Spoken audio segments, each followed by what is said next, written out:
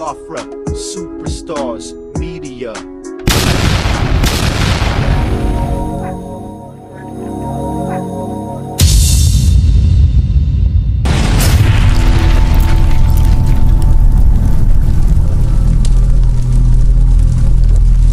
Thank you again, my Honorable Minister of Communication.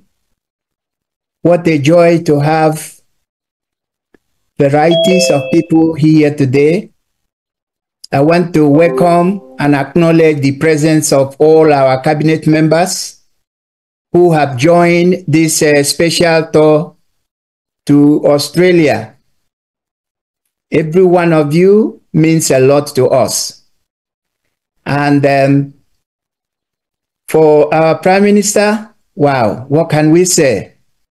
Thank you for making time in your busy schedule to be with us today. Good afternoon, my fellow Biafrans in Australia. Good afternoon, Biafrans all over the world that will be watching this later on, and those of you who have hooked live on different platforms. I welcome all of you this afternoon to the Australia tour. I am very, very happy and very glad that one of our brother who make a speech, a welcome speech before the Ambassador Iwunze touched 4 cardinal points. So it gives me joy that people are not just following shiftlessly the struggle and the liberation of Biafra, that they're actually taking note of the event and following the movement and the activities of the Biafra government with keen interest. It shows that we are not just doing things on our own, that people are actually taking records. I appreciate him for that. You know, when we talk about the multidimensional approach to our freedom, which has never been done since the history of Biafra. This is the very first time that the Biafra liberation and the struggle is being fought using multidimensional approach. And that's why within short period of time, we're able to record the kind of success that is mind-blowing to many people. They even say we are doing photoshopping. All the success that the government has recorded today, the criminals who have deceived Biafrans for 13 years thought that they were all fake. Because to them, that is exactly what they have done for the past 13 years. But in just 2 years, we have been able to break doors, break camel backs, break many jinx to be where we are today. My fellow Biafrans, I want you to know the call for Biafra self-determination is deeply rooted in historical grievances and economic disparity, which has directly affected you and your children. It is not only that. I want you to also understand that this self-determination for Biafra, the hunger for self-determination for Biafra, has also come as a result of the socio-political marginalization. And now with the renewed Islamic Usman Danfodio, jihadist, expansionist conquest, which is being resisted ruthlessly by the Biafra forces today. Our struggle and the liberation for Biafra has become a struggle for survival of you, your household, and your children. I am talking to the Biafra people now. For over 50 million Biafrans, which many of you are part of, who already voted in the ongoing Biafra self-referendum. The argument for leaving Nigeria is not just about our identity. But it's all about the survival of our people. It is all about for peace. It is all about for our unity. It is for equity and progress and justice. Because anywhere there is absence of justice, what you have in place is anarchy. My fellow Biafrans, we have seen the paradigm shift in the course of this, our Biafra liberation, under my leadership and under Biafra government.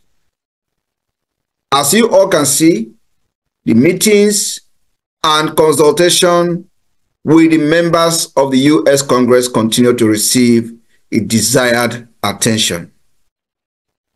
Our aim and objective is this multidimensional approach will at the same time be putting Biafra on the global stage, the global discussion. We are not one with Nigeria. We are pulled apart. The ethnic diversity is a very dangerous one.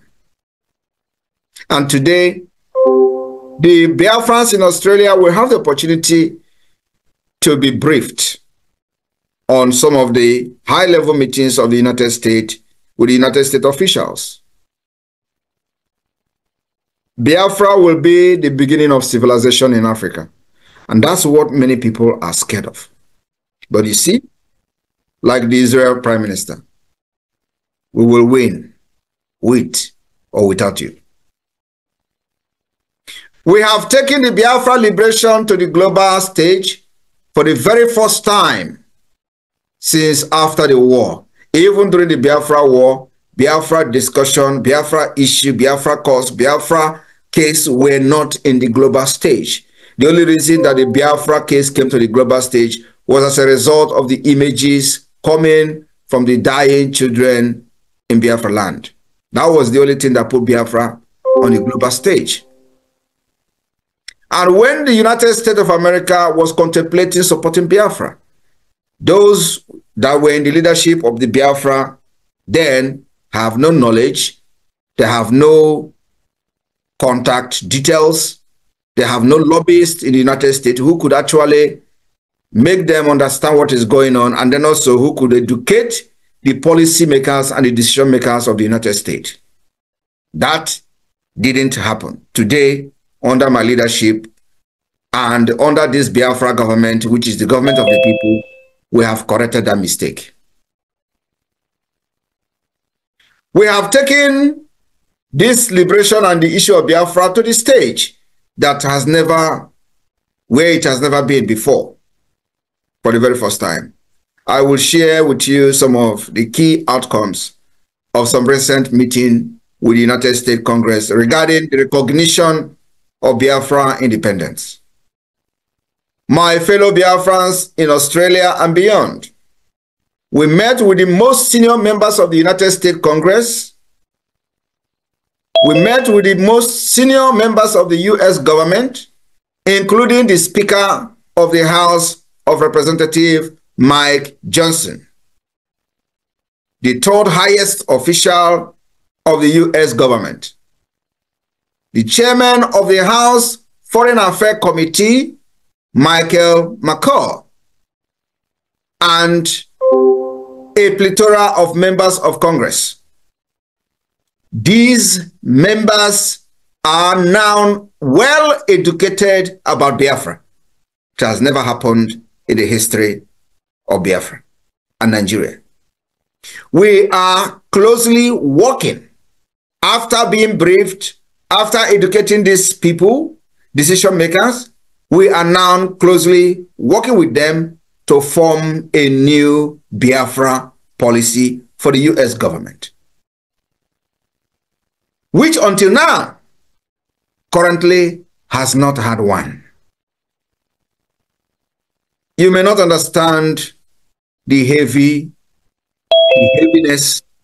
of the word I am speaking now, but you're going to know later on. And I believe Nigeria understand what I'm saying. For most members of the Congress we met, those we discussed with, This has been the first time the Biafra issue had ever been presented to them. As such, much of our discussion is providing an informational briefing on Biafra as well as malign nature of the Nigerian terrorist government. We also discuss our activities such as the self-referendum, which already recorded over 50 million votes, and the upcoming December 2nd declaration. My fellow Biafrans and our friends and lovers of freedom, on Biafra Independent Declaration, the reception by the members of the Congress to our message has been very overwhelmingly positive. Not a single member of the US Congress we met, or those we met with, ever expressed any support for the Nigerian terrorist government. So, the main challenge currently is to fill in this information gap in Washington, D.C. And that's what our focus is now for the next 2 months. And to make sure we educate as many members of the Congress as possible. So many of you do not understand how this international politics or politicking is being played. For those who follow the history of the apartheid regime and the role of the US government in ending it, will understand why we are doing what we are doing today. There were explicit commitment and assurances given by members of Congress we met to support the Biafra cause. Albeit, through different expressions, we are now working with members of the Congress on several groundbreaking initiatives, which are ongoing and will be made public at the appropriate time. Biafrans in Australia, I want you to understand that the defense of Biafra land, defense of our women and children will remain the most priority of this Biafra government. And that we are doing with everything in us. The support that we have received so far, the activities of the government can speak for itself. Biafrans in Australia, if you are still standing on the fence, watching how this will end, believe me, the time will come when we will not need your money. I remember that I have always said something similar, including in other measures that the Biafra government has taken in the past. And they will think that we are just joking. But at the end of the day, it will come to manifestation. Thank you for inviting me today. And remember, every penny counts. Our IOU is there. If you don't want to do donation, you go and give IOU to the government. Raffle is there. Liberation tax is there. And many of you who were crying about how they were going to import terrorists into our land in the name of people, internally displaced people, I told you it will never happen. And let me also inform the terrorist Nigeria state that is now throwing bombs in Biafra. Like, you don't know that they are throwing bombs. A few days ago, they have thrown many bombs, targeting the Biafra Liberation Army. You will throw bomb, we will also throw bomb at you very soon. And when we speak with our bomb, you are going to hear and you will never understand the language. We are coming with more sophisticated means of the defense of Biafra land. We will take it upon ourselves like we have done in the past, and to inform you that you will kill us, we will kill you, but at the end, our freedom will come. That will guarantee the future of our children and our unborn generation. Nigeria is destined to fail. Islamic State of Nigeria, terrorist state of Nigeria, who knows nothing other than killings, women and children from the north, south, west, and all over Nigeria. Just recently conducted election in Rivers State. In election of just local government election, they are bombing themselves and killing each other. And they even have a court order refraining police from participating in that election, where police went and started snatching ballot box. That is not a country that we want to be part of. Thank you very much.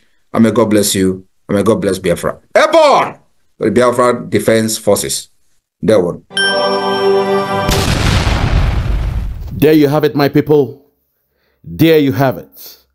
You have all heard from our Prime Minister, His Excellency, Maazi Simon Ekpa, where he stated that the call for self-determination is deep-rooted. Fellow Biafrans, at this point, I wish to present to you the Biafran golden child to add his own perspective as a Biafran living in that zoo, a Biafran who still is stuck in the quagmire, the conundrum, being faced in the zoo. I wish him to come in and speak on this similar perspective of the call for Biafra being deep-rooted, for the call of the Biafra self-determination being deep-rooted. If you're ready, let's listen to a different perspective from the Biafran golden child. Thank you. Yeah, a lot of people have not realized that the call for self-determination is a very deep-rooted concept in Biafra land. I mean, this is not just like somebody waking up one morning and talking Biafra, talking about self-governance, talking about the plight of the Igbo, talking about the need for self-reliance, talking about the need to, if the Igbo, assume a place of importance and well-being, in his own sovereign entity. It's not a day's dream. It's not that somebody just woke up. I want you to understand that it's a very deep-rooted concept. I mean, it didn't start today. It didn't start today. A lot of people talk about Biafra as if, it's just one man's dream that just stood up and this, no, deep-rooted. And you should realize that this of Biafra started way back, years ago, especially following the incidents of 1966.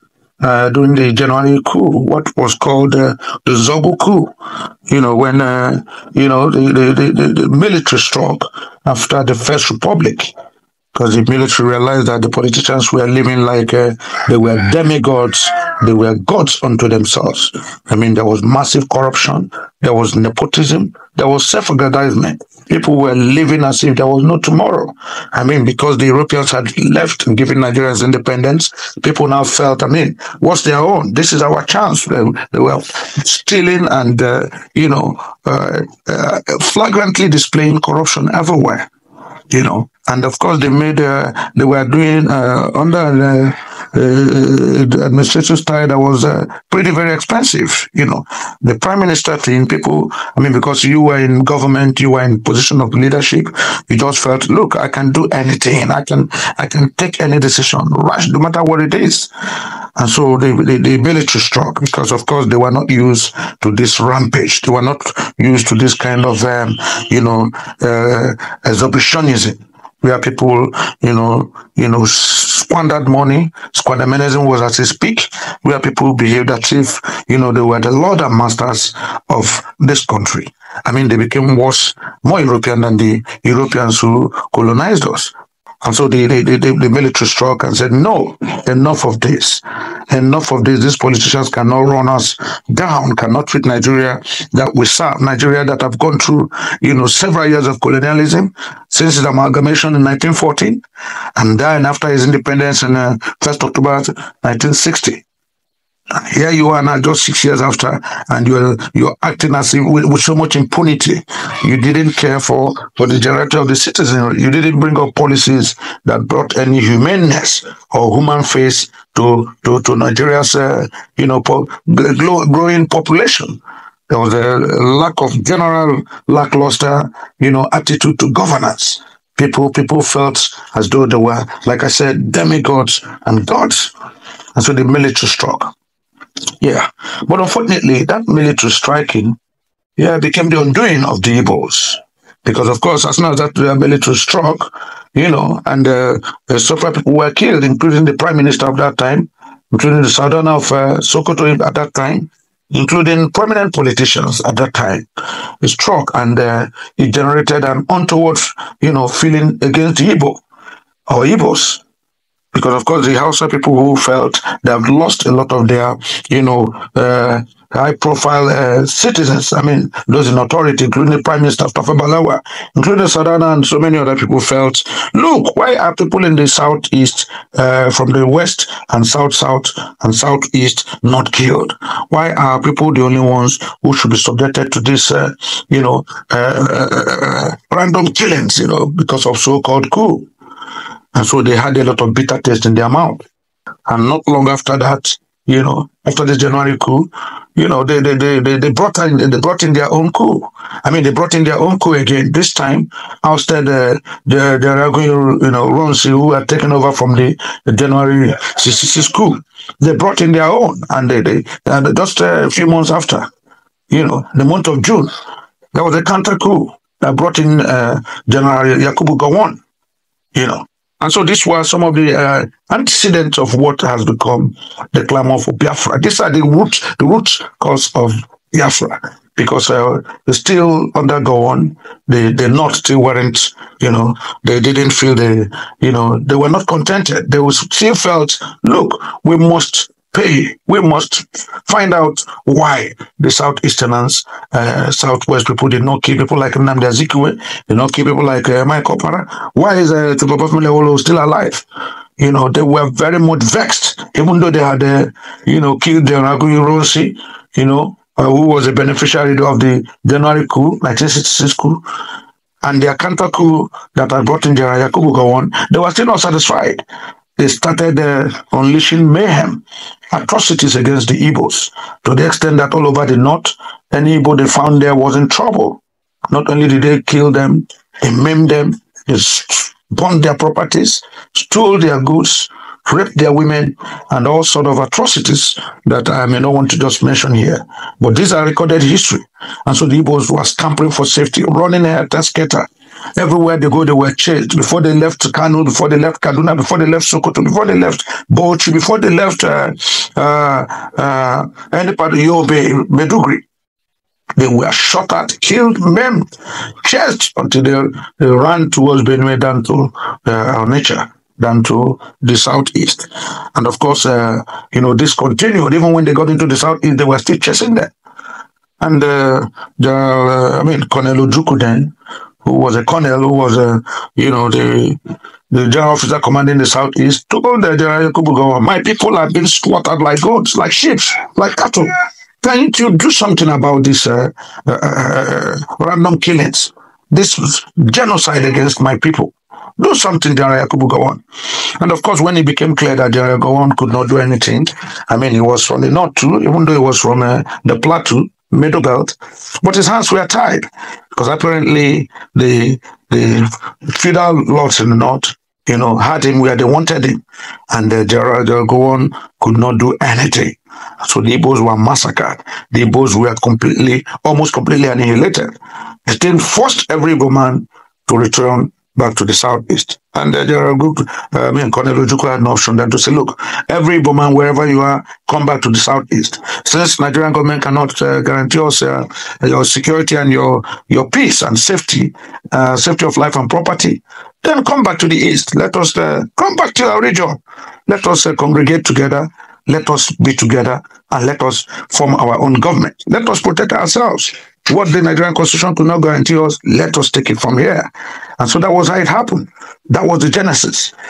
And eventually, the Nigerian Civil War started, because, of course, Nigeria as a government didn't want the East to succeed. You are killing people in the north, you are burning their properties, you are stealing their things, you're killing their women, you're dissecting pregnant women, and you still want them to remain? No way. It is only a tree Only a tree in the forest that you will hear that we're going to cut you down, we're going to use it for lumbering, we're going to use it to build, we're going to use it for all kinds of manners of plywood, that will still remain in the same place and say, come and cut me. But of course, self-preservation is the hallmark of every human being. And so Ojukwu said, look, you cannot guarantee my people's safety. If I cannot guarantee their life, security of their life and properties, then we will remain in Biafra. We will have our own region. We will be self-sustaining. We will generate our own revenues. We will continue our life as a sovereign nation. Because General Gowon did not like this. Eventually, through the Organization of African Unity, the Aburi meeting took place, where the famous Aburi Accord was signed and documented, in which Biafra, through Ojukwu, laid these preambles, laid these agitations, made it known and said, look, if you want us to come back to Nigeria, this is what we want. We want our people's life and security to be paramount. We want this constitution to guarantee the life and safety of our people. We want our people to do their business without molestation or harassment or kill it. We don't want our people to be maimed anymore. If you do this for us, we're coming back to Nigeria. Of course, General Gowon accepted, only to come down from Ghana down to Nigeria, showed it to his, advisors. And of course, they told him, no, if you accede to the Aburi Accord, this Southeast, you have given them the power to overrun Nigeria. You've made them an independent nation, stronger than the center. Gowon, don't do this. Don't do this. This is suicidal. And of course, Gowon accepted. He fell for it, and he jettisoned the Aburi Accord and said, no, we will not have any Aburi Accord. Biafra must have to surrender to the sovereignty of Nigeria, willy-nilly. If they don't, let anything happen. And so when Ojukwu heard this, okay, you reneged on the Aburi Accord that two of us signed in Ghana. Well, if that's how you want it, to your tents, O Biafrans. That was the beginning of the struggle. It led to a civil war, yes. But that civil war was for Biafra to be, independent, to achieve its independence. Biafra fight for independence. It started with Colonel Odumegwu, from between 1967 down to 1970. Biafra had its own. They fought vigorously, resisted Nigeria in every ramification. If not for the economic lockdown and the imposition of no sea movement, no air movement, even land obstructions for drugs and food to get into Biafra land, the Biafrans could have continued the war. But of course, because Britain was very much interested in Nigeria, especially the northern Nigeria, they created all the assisted Gowon to create economic blockade. Made all the seaports and land and air transportation almost to a frozen point for Biafra, so that no missionaries could, no Red Cross, no humanitarian services could be offered to the Biafran. That's how people began to suffer. They died from kwashiorkor, children died from kwashiorkor, the old died and wounded, couldn't get medicines. There was starvation in the land because, of course, people could not farm anymore. And that was how over 5 million people died in what was a deliberate genocide against, the Southeast, against Biafra land. So that is what happened. And so when people think talking about Biafra and self-determination, that is just a child's play. No, it goes way back. Even after the so-called Civil War, that ended in 1970, eventually Biafra capitulated to them. Yes, General Fiong and Sambanifo went and handed over Biafra's defeat and flag to General Gowon, hoping that, okay, it's okay. We surrender. And of course, Gowon declared no victor, no vanquished. Declared the 3 R's, rehabilitation, reconciliation, and,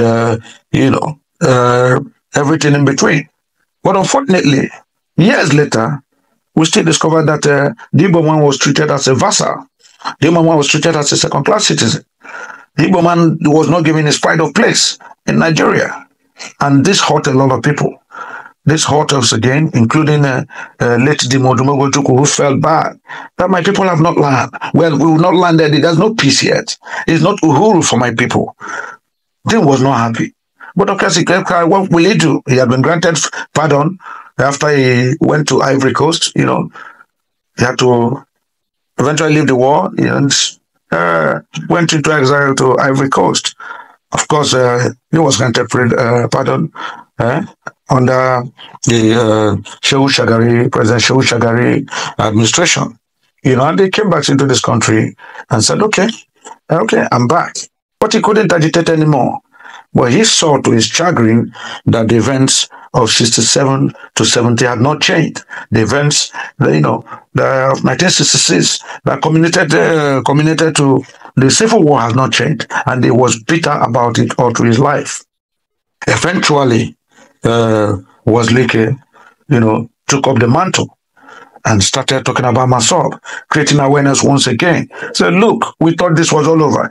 Yes, we thought we would have peace. Yes, we thought that all these years, these things could have been forgotten. We thought that all these years, the Igbo man would have been given his pride of place in this country. But we have seen that it's not like that.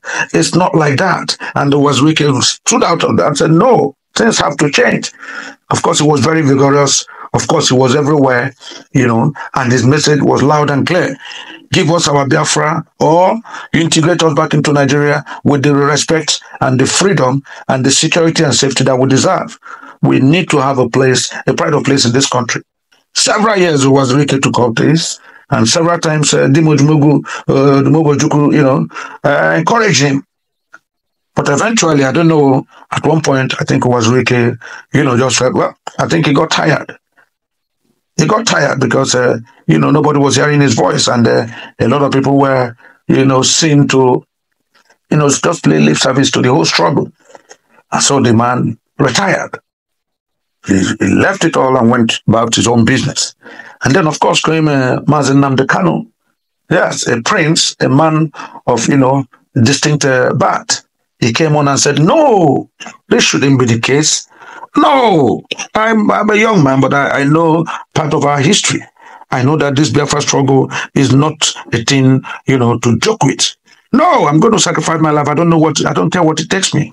But we must talk about the plight of the Igbo man. We must talk about what the Igbo man is experiencing in this country. We must talk about it. We must talk of equity and justice.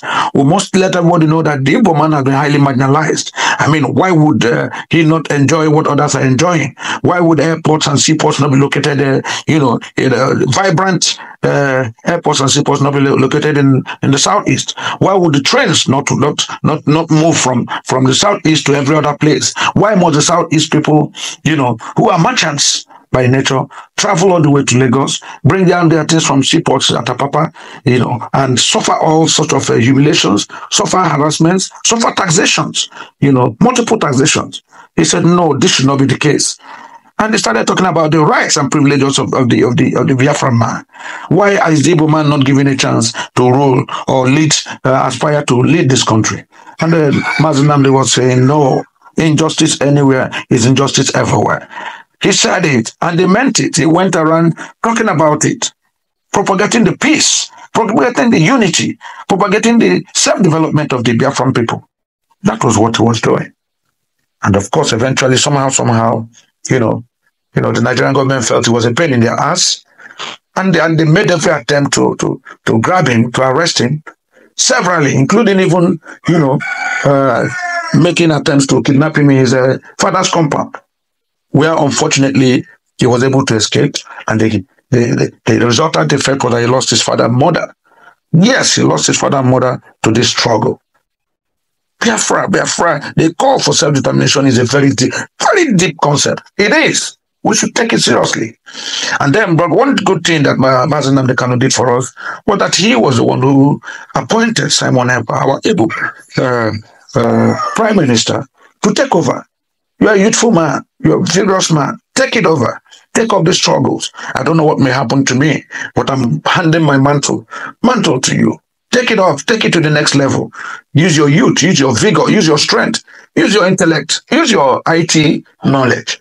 And that is what Simon Ekpa has been doing. The young man, even though not as old as a lot of us who have wished he would have been, but is full of intelligence, full of wisdom.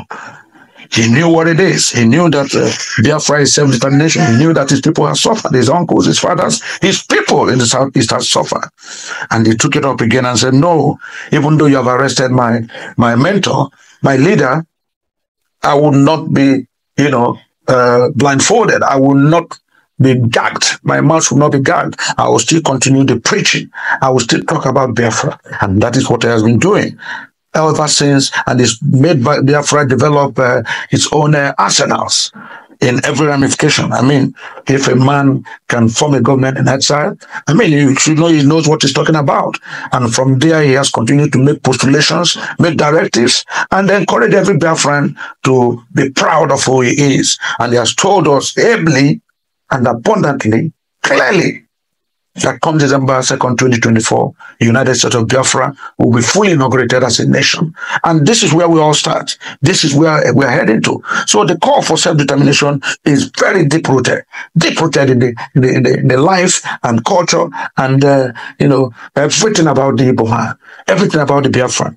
This is a very serious concept, and we have to make sure we take it seriously. It didn't start today. These are things that became, a very vivid manifestation following the 1966 January coup, the counter coup where General Igboho was killed, and of course the incidents that manifested because of the general opprobrium against the Igbo people and the almost complete annihilation of the Igbo people. And so Biafra is a very serious concept. Self-determination in Biafra is a very, very deep rooted issue in the never to be trifled with. I think we should all learn this. We should know and take note of this. Thank you, and God bless.